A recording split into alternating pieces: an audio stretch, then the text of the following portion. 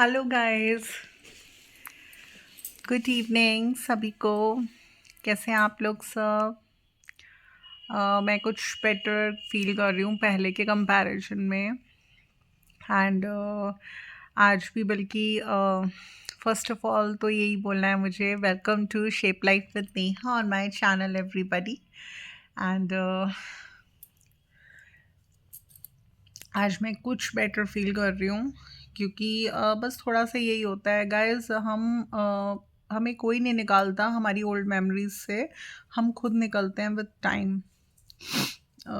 मैं आज भी गई थी बल्कि उसको ब्राइडल के बच्चों को मैं मिल्क फीड कर कर आई हूँ। एंड बस जैसे एकदम से मैं मिल्क फीड करने गई, एकदम से बाहर आ गए, अच्छे से ड्रिंक कर लिया। एंड देख रहे थे, खेल रहे थे। उन लोगों को अपने आप में, मतलब जैसे 6 पपीज़ हैं, तो आपस में जब मैंने उन्हें खेलते हुए देखा ना, तो मुझे यही लगा, मैंने कहा अगर एक पपी होता, दो होता तो शायद बच्चे को लगता है, बट आपस में वो लोग 5-6 पपीज़ हैं। तो मिलजुल कर अपना मन लग ही जाएगा उनका बेचारों का। क्योंकि देखिए, जो कंडीशन हमारे ऊपर लाइफ थोप देती है, तो हमें उस कंडीशन में तो रहना पड़ता है। हम उस सिचुएशन से, उस कंडीशन से हम भाग नहीं सकते। बट क्या होता है कि फिर भी कहते हैं ना, भगवान एक आधा सहारा हमारे लिए ऐसा छोड़ता है। तो इसलिए मैंने जब उनको आपस में खेलते हुए देखा, तो थोड़ा सा मेरे को कुछ बेटर फील हुआ कि चलो आपस में हैं 6 पपीज़। एंड थोड़ा सा मैंने अभी कल परसों गई थी, तो मैंने देखा कि वहाँ पे एक मिट्टी का उरली टाइप से रखी हुई है गेट के बाहर। एंड वहाँ पर कोई जना है जो रोज़ उसमें थोड़ा सा मिल्क डाल देता है। मैंने बच्चों को वो पीते हुए देखा, तो मुझे थोड़ी सी सेटिस्फेक्शन हुई कि चलो मेरे अलावा भी एक दो जने हैं जो उन्हें फीड करते हैं, तो ऐसा नहीं है। एंड फिर वहाँ पर जैसे वाटर नहीं था, थोड़ा सा मैं वाटर रखाई। एंड आपस में बच्चों को खेलते हुए देखा मैंने। एंड फिर मैंने सोचा कि जैसे पहले तो उन लोगों ने एक प्लेस थी, तो कवर्ड प्लेस थी जहाँ पर ब्राइडल और उसके बच्चे बैठ जाते थे। बट फिर उन्होंने बाहर की तरफ बिल्कुल खुले में उन्हें कर दिया था। तो जब से ब्राइडल एक्सपायर हुई है, तब से उन्होंने वापस उस कवर्ड प्लेस में उन बच्चों को रख लिया है। तो लग रहा है कि हाँ यार, इंसानियत अभी भी लोगों में थोड़ी सी बाकी है। काइंडनेस झलकती है इससे कि एटलीस्ट थोड़ा सा तो दिल दिखाइए। बिल्कुल इतना ज़्यादा इतनी ज़्यादा कोल्ड है कि इतनी कोल्ड में चिंता भी होती है कि कई बार तो बच्चे भूख से ही और इतना कोल्ड वेदर है उसमें ही बच्चे मर जाते हैं कितनी बार। तो मैंने देखा कि उन्होंने वापस बच्चों को वहाँ पर थोड़ा कवर्ड में कर लिया है।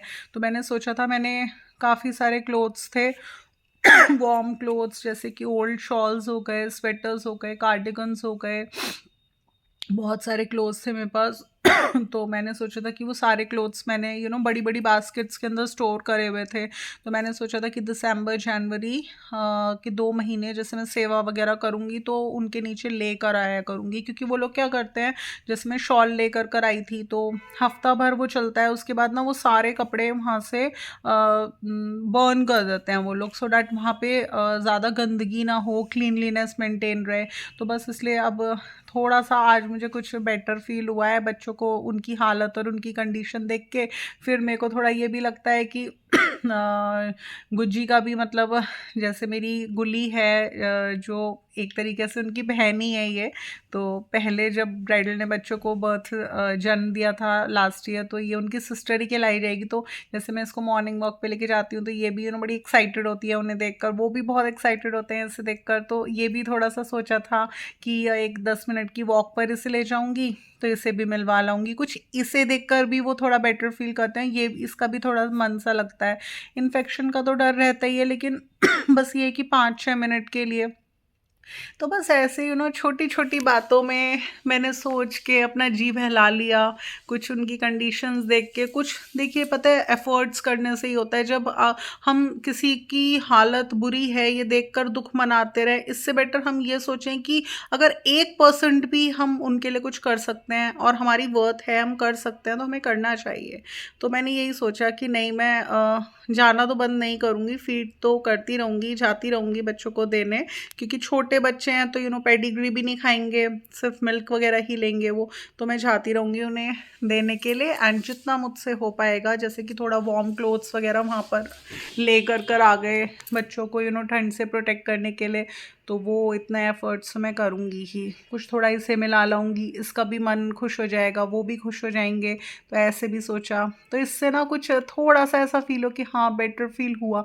और देखिए वही वाली बात है, जाने वाला तो चला जाता है, बट हम उसके सहारे रो रो कर हम कब तक अपना वक्त निकालेंगे। अब वो बच्चे हैं, वो भी तो सर्वाइव करेंगे ही ना अपनी मदर के बिना। तो इसलिए सो गाइस, मैं आप लोगों को दिखाती हूँ अभी मेरी किचन में कितना वर्क हो चुका है एंड क्या क्या बाकी है, डिस्कस करूँगी मैं।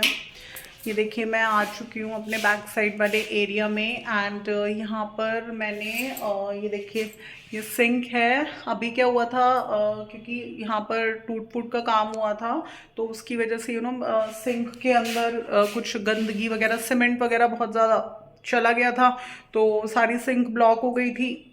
तो 2-3 दिन मैं बहुत बहुत ज़्यादा परेशान रही सिंक की वजह से, ब्लॉकेज की वजह से। बल्कि मैंने क्या किया, सारा वाटर इस यहाँ क्लीन करती थी, यूटेंसिल्स पे वाटर निकालती थी, सारा एक हेडेक वाला काम हो गया था मेरे लिए। तो मैंने बल्कि ड्रेनेक्स का एक पाउच मंगा के वो भी इसमें डाला, उससे भी कुछ नहीं हुआ। फिर मैंने अपने हस्बैंड से बोला, मैंने कहा ऐसे ड्रेनेक्स भी डाल लिया, कुछ नहीं हुआ। तो फिर उन्होंने बोला कि जब आप सिंक लगवाओगे यहाँ पे तो तभी फिर इसको ठीक करा लेना। तो मैंने सोचा कि हाँ सही बात है, अभी अगर मैं प्लम्बर को बुलाऊं और यहाँ से ठीक करवाऊं और फिर कुछ प्लास्टरिंग का वर्क हो, क्योंकि अभी प्लास्टर होना बाकी था, तो मैंने कहा फिर सीमेंट गिरने का इसमें रिस्क रहेगी। तो फिर मैंने इसलिए सोचा कि अभी ऐसे ही काम चलाते हैं, ड्रेनेक्स से कुछ नहीं हुआ। तो 3 दिन तक मैं बहुत बहुत ज़्यादा परेशान रही, क्योंकि देखिए यहाँ पे मेरे यूटेंसिल्स वॉश होते हैं एंड उसके बाद आप देख सकते हैं अभी ये प्लास्टरिंग का वर्क हुआ है थोड़ा सा। ये जैसे वॉल ब्रेक हुई थी तो थोड़ा यहाँ से टूट फूट सा हो गई थी, तो ये सारा प्लास्टरिंग का वर्क हुआ है। अभी एक ही हमने यहाँ पर एक पिलर बनवाया, यहाँ पर मेरा डोर था, यहाँ पर मेरा किचन का डोर था इस साइड में। तो जब वो बोल रहे थे कि डोर निकालेंगे, तो ऐसा हो सकता है कि आपकी जो अलमीरा बन रही है यहाँ पर इस वॉल के बैक साइड में, वो टूटने का डर है अंदर से। तो हमने बोला कि नहीं, वो टूटनी नहीं चाहिए। तो इन्होंने यहाँ पर एक ये पिलर खड़ा करा है, तो इस पर इन्होंने प्लास्टर करा। प्लस मैं आपको ना ऊपर की साइड दिखाऊंगी। ये देखिए ऊपर की साइड आपको दिखेगा कि जाल था, तो जाल के ऊपर उन्होंने थोड़ा रोड़ी वगैरह डालकर थोड़ा सा सब पूरा बिछा दिया। जितने एरिया में, जैसे जितना एरिया मेरी किचन का बाहर की गैलरी का बड़ा है, तो उसके ऊपर जैसे जाल था, तो उन्होंने वहाँ पर रोड़ी वगैरह सब डाला, मसाला वगैरह डाला। उसके बाद प्लास्टरिंग कर दी वहाँ से वहाँ तक करिए जहाँ तक मैं चाह रही थी कि मेरी किचन एक्सटेंड हो जाए, जैसे ये पूरी बाहर की गैलरी किचन में आ जाए, एंड थोड़ा सा ना ये वाला पोर्शन भी, मीन्स यहाँ तक, ये तो डोर है मेरे रूम का, तो यहाँ तक थोड़ा सा इतना। यहाँ पर अभी हमारी फ्यूचर प्लानिंग्स हैं कि हम यहाँ पर डोर लगवा लेंगे एक, क्योंकि अगर मैं डोर नहीं लगवाऊंगी तो थोड़ा सा ओपन रहेगा, ठंड का भी रहता है। तो एंड एक वर्क मैंने आप लोगों को अपने अर्लियर व्लॉग में दिखाया था कि ये विंडो निकली थी मेरी उसमें से, वॉल में से। तो ये वाली जो विंडो है ये इन्होंने वेल्ड कर कर ये यहाँ पर फिक्स कर दी। तो सबसे अच्छा काम तो गाइज यही हुआ कि जो हमारी विंडो है वो यूटिलाइज हो गई, वो वेस्ट नहीं हुई, मेरी किचन भी एक्सपैंड हो गई एंड हमारी विंडो यूटिलाइज हो गई है। तो अभी जैसे ये विंडो के नीचे आप ये देखिए ये रेलिंग आ रही है, तो अगर हम इसे ऐसे ही रखेंगे तो यहाँ से बहुत हवा आएगी किचन में, तो वो तो बिल्कुल एकदम यहाँ खड़ा भी नहीं हुआ जाता। इस समय मैं यहाँ खड़ी हूँ तो मुझे ऐसा फील हो रहा है कि कोल्ड है, और मॉर्निंग के टाइम में तो बिल्कुल इतनी ठंड होती है, इतना ठंडा होता है कि यहाँ पे आने से भी ना ऐसा लगता है कि बहुत ठंड है। तो इसलिए ये जो रेलिंग है नीचे, इस पे हम एक सोच रहे थे फाइबर की शीट लगवा लेंगे जहाँ तक एक्सटेंड हुई है। एंड ये वाली जो चीज़ें हैं, जैसे ये साइड का एरिया खुला हुआ है, थोड़ा सा ये ऊपर का जो विंडो लगवाई है इसके जो ऊपर का एरिया थोड़ा सा वेकेंट हो गया, या ये वाला जो एरिया है, ये देखिए ये वाला जो एरिया है ये खुला है। तो विंडो तो एक्चुअली बीच में इन्होंने फिक्स कर दी, रेलिंग के जो साइड्स की जगह बची है, ऊपर की जगह बची है, तो वहाँ पे मैंने सोचा था कि वहाँ पे हम WPC की जाली लगवा लेंगे और उसके भी पीछे हम एक्रेलिक लगवा लेंगे, सो डैट डिज़ाइनिंग का डिज़ाइनिंग हो गया, क्योंकि WPC से लुक आ जाता है, तो डिज़ाइनिंग का डिज़ाइनिंग हो गया। एंड उसके अलावा थोड़ा सा अगर हम पीछे एक्रेलिक शीट लगवा लेंगे तो इतनी हवा भी नहीं आएगी कुछ भी नहीं आएगा, मीन्स लाइक उसमें होल्स होते हैं जाली में, तो ये भी डर लगता है लजार्ड वगैरह कुछ ना आ जाए। ऑल तो जो हमारी ऊपर ये देखिए, ये जो हमने ये ऊपर जाल हाँ ऊपर हमारा जैसे ये जाल है, तो इसके ऊपर हमने पूरी ना एक पतली जो मच्छर जाली होती है ना वो पूरी बिछवा रखी है, सो डेट लजार्ड वगैरह ना आए कहीं से। बट लजार्ड से पता नहीं चलता, कहीं से भी आ जाती हैं। तो इसलिए यही सोचा था कि WPC लुक के लिए लगवा रहे हैं, तो लुक भी आ जाएगा और उसके पीछे हम एक्रेलिक की शीट लगवा देंगे या जो भी है, तो उससे वो कवर्ड हो जाएगा, तो ठंड भी नहीं लगेगी। तो गाइज मतलब मेन तो यही था कि मैं चाह रही थी पहले मेरी किचन थोड़ी सी एक्सपैंड हो जाए, क्योंकि कुछ भी आप अपनी किचन में करवाएं, चाहे आप अपनी किचन में कारपेंटर का वर्क करवाएं, चाहे आप अपनी किचन में काउंटर टॉप इंक्रीज करवाएं, चाहे आप अपनी किचन में, अब जैसे मैंने बताया था एक सिंक लगा हुआ है, मैं एक सिंक और लगवाना चाह रही थी, वो कॉर्नर में छोटा। तो अब जैसे सिंक लगवा रही हूँ तो पहले एक स्टैंड हुई ना, तभी तो सिंक लगेगा। अब मैं कल को सोचूं कि एक काउंटर टॉप इंक्रीज करवा लूँ, जैसे कि मैंने आपको बताया था कि एक माइक्रोवेव हो गया हमारा, एयर फ्रायर हो गया, मिक्सर हो गया, हमारा जूसर हो गया, टोस्टर हो गया। कुछ चीज़ें तो ऐसी होती हैं कि वो काउंटर टॉप पर ही प्लेस्ड रहे, तो एकदम रेगुलर फंक्शन में आती रहती हैं, बट आप उन्हें उठा उठा कर रख दो तो फिर ऐसी हो जाता है, बस वो मिलती नहीं है कुछ भी। तो इसलिए मेरा ये मन है कि काउंटर टॉप भी अगर इंक्रीज करानी है, या मुझे जैसे रेफ्रिजरेटर भी मैं चाह रही थी अपने फ्रिज के अंदर, ये किचन के अंदर ही रख लूँ। तो हर चीज़ के होने से पहले, कुछ भी अकोमोडेशन होने से पहले मेन स्टेप था किचन एक्सपेंशन, किचन का एक्सटेंड होना। तो वो मैंने फर्स्ट स्टेप गाइज अभी तक लिया है, किचन को थोड़ा सा मैंने एक्सटेंड कराया है, और जो ये एक्सटेंड कराने में अभी इसको पूरा कवर होगा ये, तो ये सब कुछ चलेगा। अभी मैं दिखाती रहूँगी आपको व्लॉग्स में। एंड ये देखिए मैंने ऊपर का जैसे दिखाया था आप लोगों को कि ऊपर की साइड हमने जाल पे से थोड़ा सा मसाला वगैरह डलवा के प्लास्टरिंग वगैरह करवा ली, तो वहाँ पर अभी सीलिंग होगी। उसके लिए ये लोग अभी तो आज तो लेबर नहीं आई है, एंड कल भी कोई नहीं आया था, 2 दिन से अभी कुछ मेरे घर में वर्क नहीं हो रहा बिल्कुल भी। तो आज बल्कि कल तो वो लोग आए थे, देख कर चले गए कि बताया उन्होंने कहाँ कहाँ सीलिंग होगी। एंड उसके अलावा आज वो लोग थोड़ा सा सामान वगैरह रख कर गए हैं कि POP वर्क जो होगा उसके लिए। मैं दिखाती हूँ आपको। अभी आ चुकी हूँ गाइस मैं अपने बाहर के एरिया में। ये मेरा बाहर का एरिया है, ये देखिए, ये थोड़ा सा सामान वगैरह है जो वो लोग रख के गए हैं। ये देखिए नीचे कट्टे वट्टे हैं POP के, एंड ये बल्लियाँ वगैरह रख कर गए हैं, कुछ पाइप्स वगैरह भी रख कर गए हैं। तो ये सारा सामान वो लोग रख कर गए हैं। आज कल वो लोग आकर देख कर गए थे कि कहाँ कहाँ कैसे कैसे होना है। आज वो लोग सामान वगैरह रख कर गए हैं, तो मतलब मेरे 2 दिन वेकेंट हो गए। तो मैंने क्या किया, इन दोनों दिनों को वेस्ट नहीं किया। कुछ तो थोड़ा सा मैं परेशान भी बहुत हो रही थी ब्राइडल की वजह से, तो मैं रोना धोना चल रहा था मेरा, 2 दिन से मन नहीं लग रहा था बिल्कुल भी।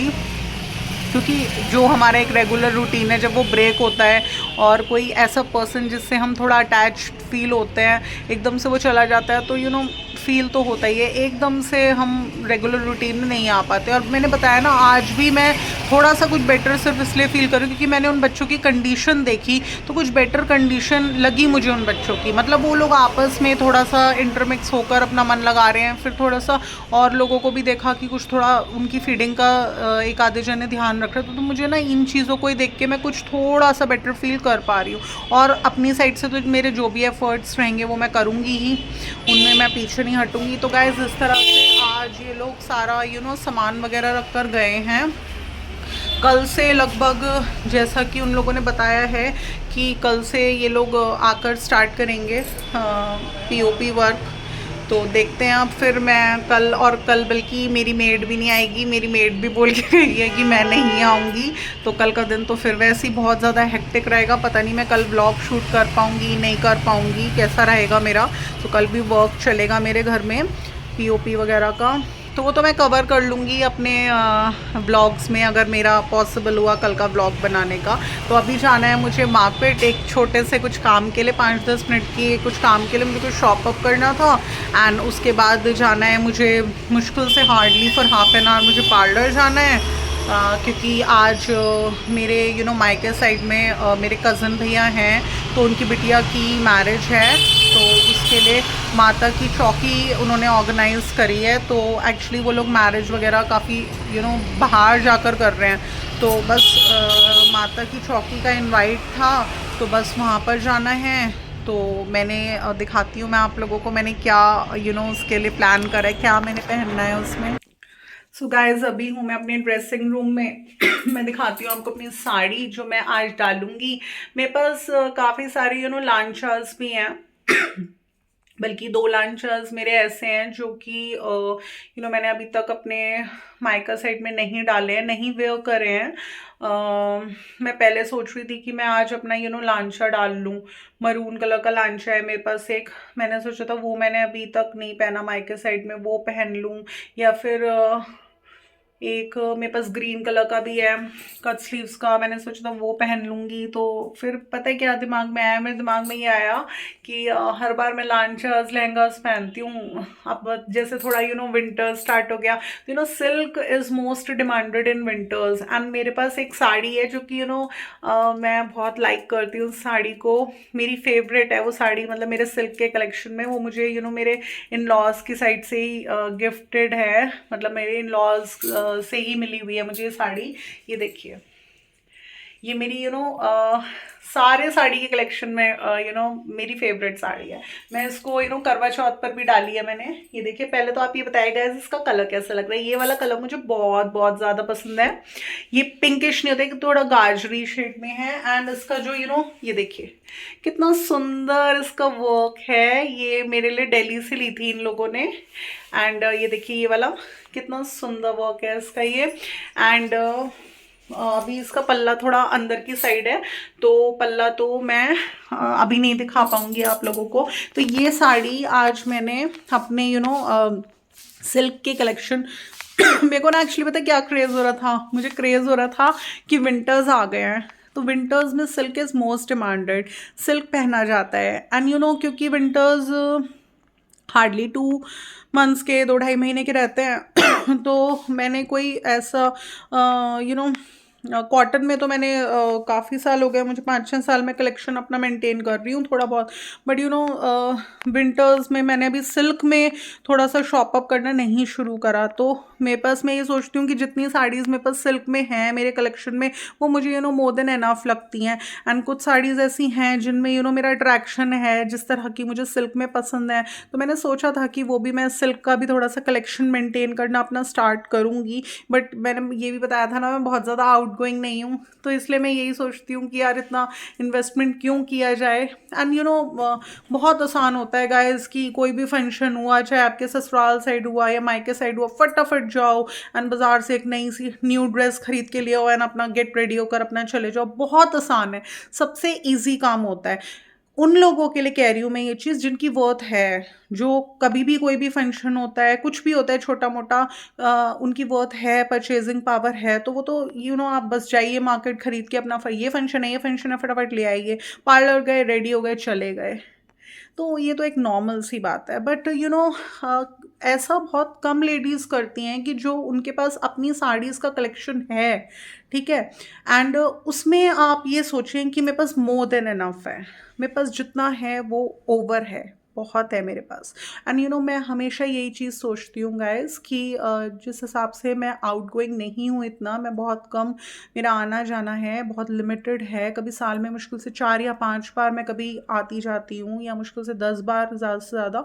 तो मैं यही सोचती हूँ कि हम हर फंक्शन के लिए, ऐसा नहीं होता कि हम जाएं और ड्रेसेस जाकर ले आएँ, नो। तो मैंने आज इसलिए अपनी मोस्ट ब्यूटीफुल साड़ी, जो कि मेरी एटलीस्ट फेवरेट है, वो निकाली है। एंड इसको पेयर अप करूँगी मैं अपनी मैंने अभी एक साड़ी तैयार करवाई है जो कि मेरी मदर इन लॉ ने मुझे गिफ्ट करी थी। वो कहीं बाहर गई थी घूमने, तो लेकर आई थी मेरे लिए।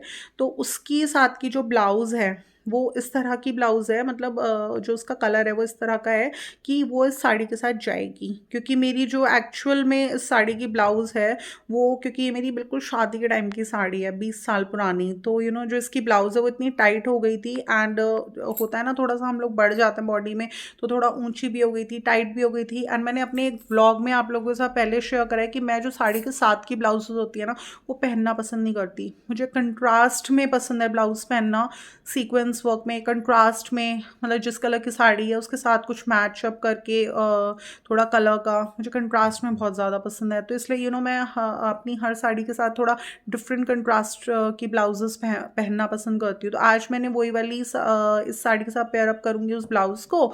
तो अभी वो अंदर रखी हुई है एंड उसको मैं पेयर अप करूँगी इस साड़ी के साथ। फिर मैं आप लोगों को जब तैयार हो जाऊँगी, मैं खुद से तैयार होंगी, मैंने थोड़ा सा पार्लर में वर्क करवाना है, हेयर्स ओपन करने की सोच रही हूँ मैं, क्योंकि 90% अभी जो पिछले फंक्शंस वगैरह ने सब निकले हैं, तो मेरे को जूड़े का बड़ा टाई अप करके जूड़ा वूड़ा बनाने का, बन वन का बहुत क्रेज़ रहा। तो मैंने काफ़ी बार बनवाया, बहुत टाइम से मैंने थोड़ा खुले हेयर्स रखना कम कर दिया था।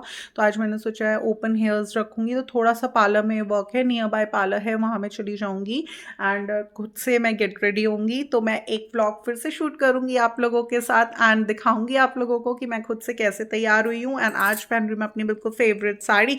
तो आप बताइएगा गाइज उस व्लॉग को देखकर कि मैं कैसी लग रही हूँ।